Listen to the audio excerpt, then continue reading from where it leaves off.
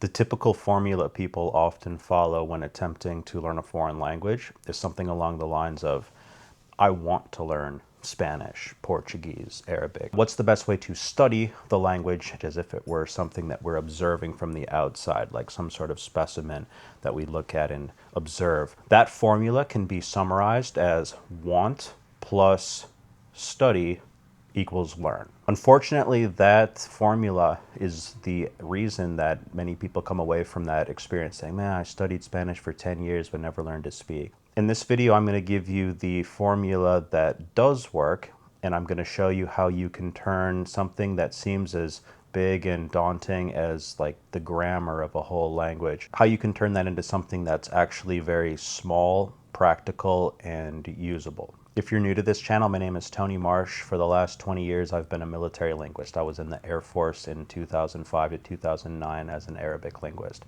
From about 2009 or 10 until now, I've been working one-on-one with hundreds of people. Maybe it's more than hundreds at this point.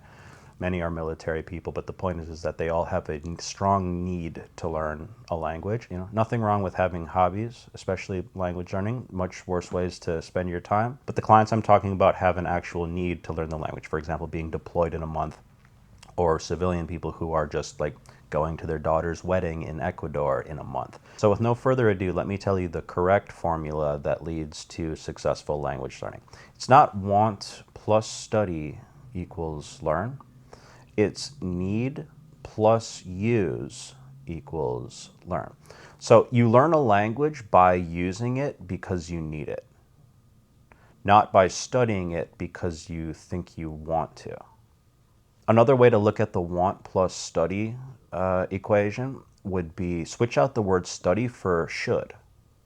I should learn this, I should learn that. So I want to learn Spanish, therefore I should learn the verb ser and estar in all of the conjugations. That's when you get into full-on conjugation tables. We think if I can just memorize enough grammar and vocabulary, then that means I've learned the language. But no, you haven't yet used the language.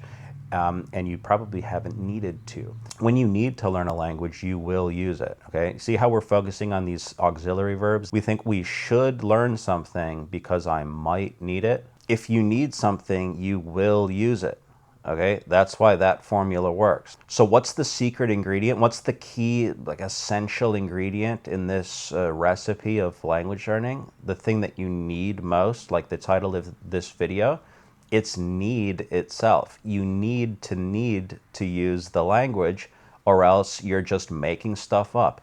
So how can I need it? What if I don't really need it, but I still really want to? Well, in its simplest form, let me break down what needing is. Need means that you have to respond, right? So what do you need to respond to? Well, it's another person asking you a question. This basic form of need in language is a question. A question presents need, because if someone comes up to you and says, oh, what's your name? You need to be able to say, my name is Tony, right? One way to approach this is, let me try to learn this new language just by learning to answer questions. And that's actually a really smart thing. That's a big part of my training with people, is learning to ask and answer questions. That way you know what you've learned. You know what I mean? Like, say I think I learned 1,000 words. You wouldn't know if you've actually learned it until it's put to the test. And the test requires need. You use it because you need it. And at the basic form, being asked a question is a way to need the language. Let's say you don't even have a practice partner. You could practice answering questions in the form of writing. I like to say the best speaking practice is speaking practice. The second best speaking practice is writing practice. Now, earlier I talked about this idea where I try to learn all of the conjugations because I think that if I can study enough, this leads to a thing that my friend and fellow teacher Fabio expertly called Pokemon syndrome, okay? Gotta catch them all, you know? It's the idea that I gotta know all of the conjugations of a verb before I can use any of them. That's putting the cart before the horse. Let's put the horse before the cart. Let the need of the conversation direct what conjugation of a verb you need first. Also, what vocabulary you need. So instead of trying to learn all the vocab first in the event that I might need it, or learn all of the verb conjugations first in the event that I might need one, learn what you need first according to the needs of the conversation.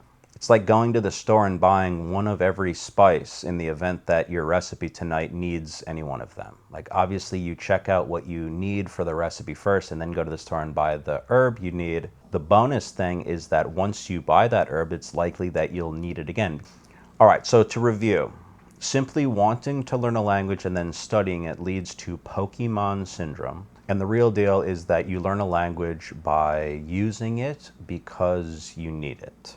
And the basic form of needing to say something is because you have to answer a question.